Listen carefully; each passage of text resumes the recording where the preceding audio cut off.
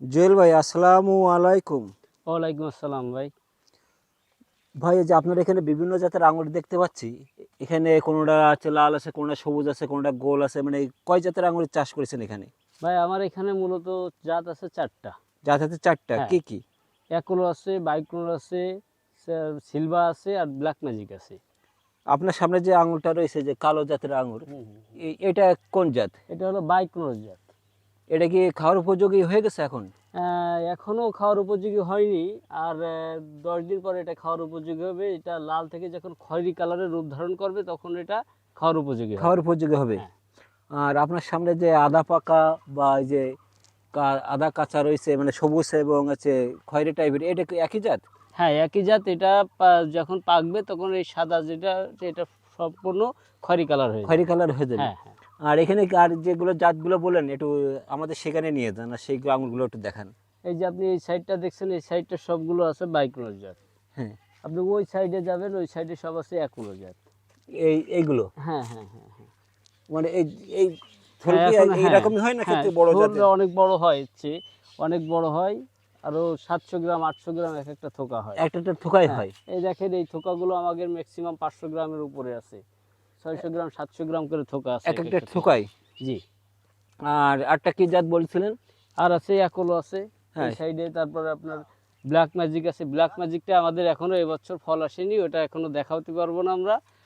Black ম্যাজিকটা আগামীবার ফল আসবে ইনশাল্লাহ। Black magic. হ্যাঁ, তো এই যে আপনি আঙুরগুলো চাষ করেছেন, এটা কিভাবে এই উদ্যোগটা যে হলো যে আপনি আঙুর চাষ করবেন? আমি আঙুরটা চাষ করেছি মূলত আমার দেখে, ইউটিউব দেখে আমি এই আঙুরটা চাষ করেছি। যে ভাবলাম দেখি বাংলাদেশে এই আঙুরটা হয় কিনা, আমি চেষ্টা করি। তা আল্লাহর অশেষ রহমতে আমার এই 7 থেকে 8 মাসের গাছে ফুল আসছে। এখন গাছের বয়স 10 মাস। 10 মাস? দেখেন আপনি কি হারে ফল আসছে আমার গাছে। প্রত্যেকটা গাছে আমার 15 থেকে 20 কেজি করে ফল বা আসছে। একটু আমরা একটু ওই পাশে যাই, এই পাশে হ্যাঁ, কিছু আসেন। বড় যে আঙুর দেখতে পাচ্ছি, হ্যাঁ, এই পাশের দিকে। এই দেখেন আমার এক একটা গাছে কি পরিমাণ ফলন আসছে দেখেন। এই যে অলরেডি সব কালার আসা শুরু করে দিয়েছে। এক একটা গাছে? হ্যাঁ, এক একটা গাছে কি বা পরিমাণ এই যে ফলন আপনার দেখেন। সামনে যে লাল কালার খয়েরি কালার হয়েছে আঙুরটাই, হ্যাঁ, এটা হলো একুলো জাত। একলো জাত? হ্যাঁ, এটা হলো একুলো জাত।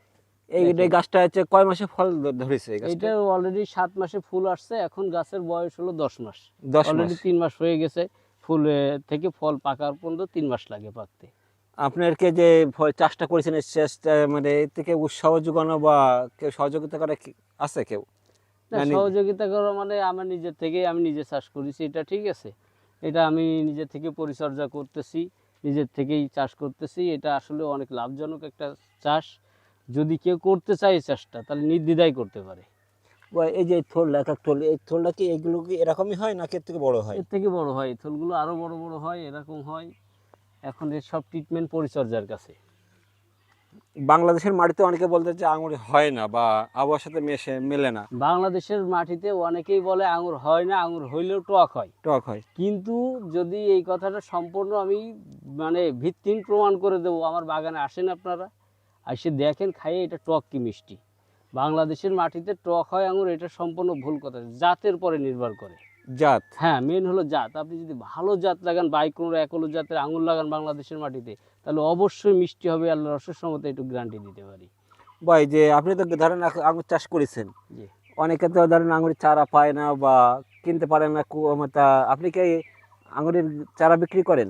হ্যাঁ, আমি আঙুরের চারা আমার এই গাছ থেকে কাটিং করে, দেখেন আমাদের চারা, আমাদের এই গাছ থেকে কাটিং করে এই সম্পূর্ণ চারা তৈরি করেছি আমরা। কেউ যদি চারা লাগে কারো, তাহলে আমাদের বাগানে এসে ভিজিট করে তারপরে চারা নেবে। মানে এগুলো তো সব পলি ব্যাগে রাখা রয়েছে চারা? হ্যাঁ, এগুলো সব পলি ব্যাগে, এটা সম্পূর্ণ লাগানোর উপযুক্ত হয়ে গেছে এগুলো এখন। এই আঙুর গাছগুলো আপনি কত করে বিক্রি করতেছেন? এই আঙুর গাছগুলো আমি 500 টাকা থেকে 400 টাকা এই দরে বিক্রি করতে। দূরের থেকে কিছু লোক আসলো, অনেক চারা লাগলো, সেই ক্ষেত্রে একটু কমায় রাখা যায়। তাছাড়া আমরা এমনি 500 টাকা করে এগুলো বিক্রি করতেছি। ভাই, তাই এই আঙুরের চারা যদি কেউ নিতে চায় তা কিভাবে যোগাযোগ করবে? এই আঙুরের চারা যদি কেউ নিতে চায়, তাহলে যশোর সদর 7 মাইল বাজার নিশ্চিন্তপুর গ্রামে চলে আসবে, এসে এবং আমাদের স্ক্রিনে নাম্বার দেওয়া থাকবে, সেই নাম্বারে যোগাযোগ করে নিতে পারবে। আপনার নাম্বারটা একটু বলেন। আমার নাম্বারটা 01722 755311।